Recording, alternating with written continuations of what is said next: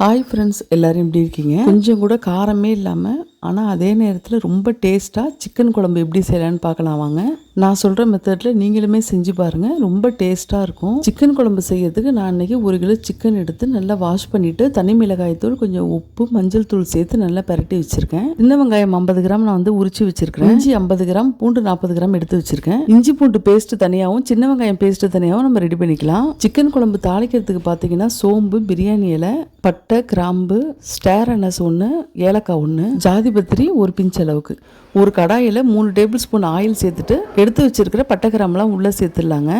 பெரிய வெங்காயம் 200 கிராம் சின்ன சின்னதாக கட் பண்ணி வச்சுருக்கேன். அதையுமே உள்ளே சேர்த்து நல்லா வதக்கிட்டு தேவையான அளவு கருவேப்பிலையும் சேர்த்து நல்லா வதக்கிடலாங்க. வெங்காயம் கண்ணாடி பதத்துக்கு வதங்கினதுக்கப்புறம் இஞ்சி பூண்டு பேஸ்ட் போட்டு நல்லா வதக்கிட்டு பச்சை வாடை போனதுக்கப்புறம் சின்ன வெங்காயம் பேஸ்ட்டையுமே நல்லா போட்டு வதக்கி மஞ்சள் தூள் வந்து ஒரு 3/4 ஸ்பூன் சேர்த்துக்கலாம். கரம் மசாலா 1 ஸ்பூன் அளவுக்கு சேர்த்துக்கணும். தனி மிளகாய் தூள் 2 டேபிள் ஸ்பூன் சேர்த்துக்கணும். நாட்டு மல்லித்தூள் 1 டேபிள் ஸ்பூன் அளவுக்கு நம்ம சேர்த்துட்டு நல்லா பச்சை வாடை போக நல்லா வதக்கிக்கலாம். 5 மீடியம் சைஸ் தக்காளி பழம் வந்து நல்லா பழமாக எடுத்து கட் பண்ணி வச்சுருக்கேன். அதையுமே உள்ளே சேர்த்து நல்லா தேவையான அளவு உப்பு சேர்த்துட்டு நல்லா வதக்கிக்கலாம். தக்காளி நல்லா கரைஞ்சி வரணும். தக்காளியில் நல்லா கரைஞ்சி வந்துருச்சுங்க. பச்சை வாடை போக நல்லா எண்ணெய் சட்டியிலே ஒட்டாத அளவுக்கு பேஸ்ட் நல்லா ரெடி ஆகிடுச்சு. இந்த நேரத்தில் பார்த்தீங்கன்னா எடுத்து வச்சிருக்கிற நம்ம சிக்கனை வந்து உள்ளே சேர்த்து நல்லா வதக்கிக்கலாம். சிக்கன் குழம்புல கடைசியாக ஊற்றுறதுக்கு ஒரு பேஸ்ட்டு ரெடி பண்ணிடலாம். ஒரு 10 முந்திரி பருப்பு, 4 கித்து தேங்காய், மிளகு ஜீரகத்தை நல்லா எண்ணெயில் வெடிக்க விட்டுட்டு அரைச்சதுக்கப்புறம் 1 டீஸ்பூன் அளவுக்கு சோம்பையும் சேர்த்து இன்னொரு தடவை அரைச்சிடலாம். இந்த பக்கம் பார்த்தீங்கன்னா மீடியம் ஃப்ளேம்லேயே வச்சு நல்லா சிக்கனை உள்ளே சேர்த்துட்டு நல்லா வதக்கிடலாங்க.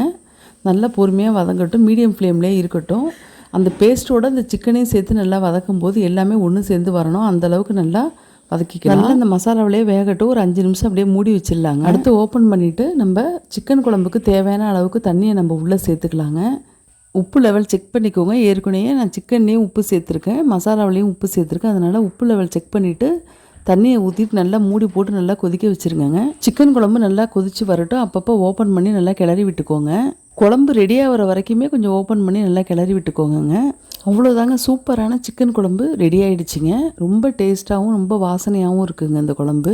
கடைசியாக பார்த்தீங்கன்னா இந்த அரைச்சி வச்ச தேங்காய் பேஸ்ட்டையுமே உள்ளே சேர்த்துக்கலாம். நான் சொன்னபடியே இந்த தேங்காய் பேஸ்ட்டை வந்து குழம்புல சேர்த்து சாப்பிட்டு பாருங்கள், ரொம்ப டேஸ்ட்டாக இருக்கும். இந்த வீடியோவை பார்த்த உடனே ஒரு லைக் பண்ணிக்கோங்க ஃப்ரெண்ட்ஸ். நீங்கள் என்னோட சேனலுக்கு புதுசாக இருந்தீங்கன்னா உடனே சப்ஸ்கிரைப் பண்ணிக்கோங்க ஃப்ரெண்ட்ஸ். ஃப்ரெண்ட்ஸ் அண்ட் ஃபேமிலிக்கு இந்த வீடியோவை ஷேர் பண்ணி விடுங்க.